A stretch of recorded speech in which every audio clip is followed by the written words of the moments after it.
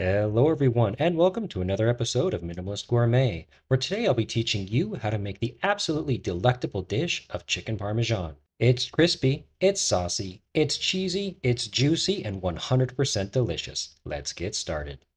We'll begin by prepping up our chicken, and I'll be using chicken breasts today. I do believe that this is the best cut of meat for this dish, but you're free to use chicken thighs as well. The relatively quick cooking time and low temperature means that it will not dry out.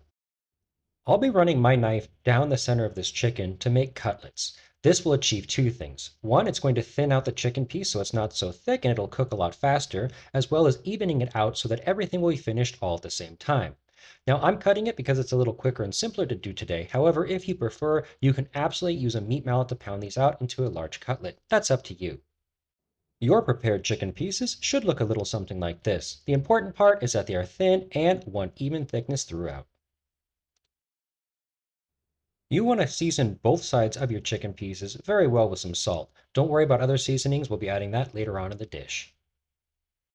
We'll be using a three-stage dredging system that consists of dry, wet, dry. Some all-purpose flour here, a couple of eggs into this dish, and some panko breadcrumbs here. You can use some Italian-style breadcrumbs if you prefer. I'll be seasoning up each stage of my dredging system with a good amount of salt and black pepper. If you want to add in some other spices and seasonings here, you can absolutely do that, but I would avoid using anything like dried herbs as that might burn when we fry it. For the parm and chicken parmesan, we'll be adding about a 1-to-1 ratio of grated parmesan cheese to the panko breadcrumbs. Now, if you can use freshly grated parmesan, of course, go ahead and use that, but my cheese options up here in northern Thailand are somewhat limited.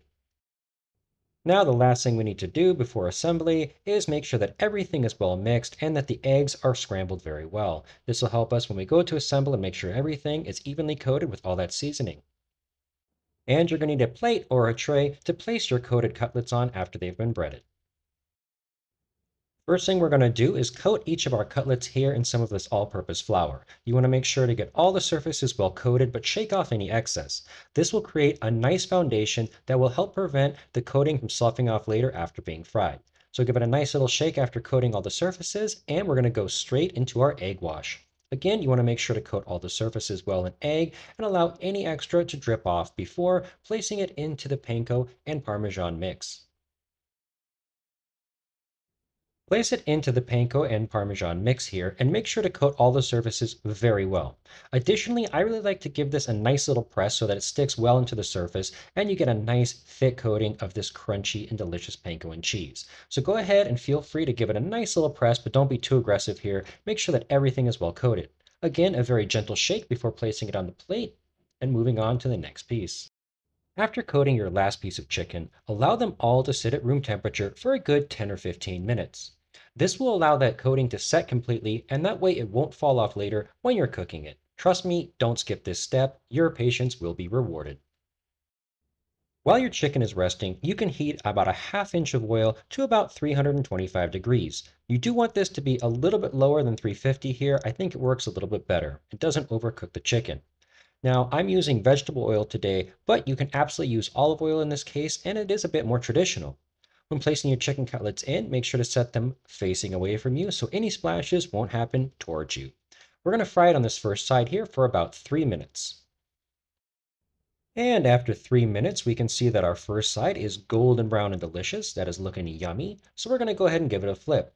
Remember that these chicken pieces are fairly thin, so they won't take very long to cook.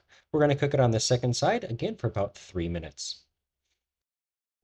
After a total cooking time of about 5 to 6 minutes, I'm going to go ahead and pull these. Let's go ahead and take a look at side B and see what we should be looking for. This is exactly as it should look. It is nice and crispy, that cheese is brown, and it's looking delicious. So I'm going to go ahead and pull it off. Place your cooked chicken pieces onto an aluminum foil lined baking tray and allow them to sit at room temperature while you cook the rest of your chicken pieces. Once all your chicken pieces are fried, we'll begin assembly. First thing we're going to do is add some marinara sauce on top. Now, do you have to use homemade marinara sauce? Nope, but it'd be a whole lot cooler if you did. That's why I'll leave a link on the end card to my homemade marinara sauce. It's delicious, quick, and very easy to make. You want to add just enough sauce to cover the surface with a nice thin layer and make sure that you have full coverage. To this, we are going to be adding some mozzarella cheese. Again, there's no real quantity of cheese to add here. I like to add enough so that the entire surface is covered in a nice thin layer. Now you're going to place this baking tray into a 400-degree oven for just a couple minutes, allowing the sauce to come up to temperature and that cheese to melt and become nice and bubbly.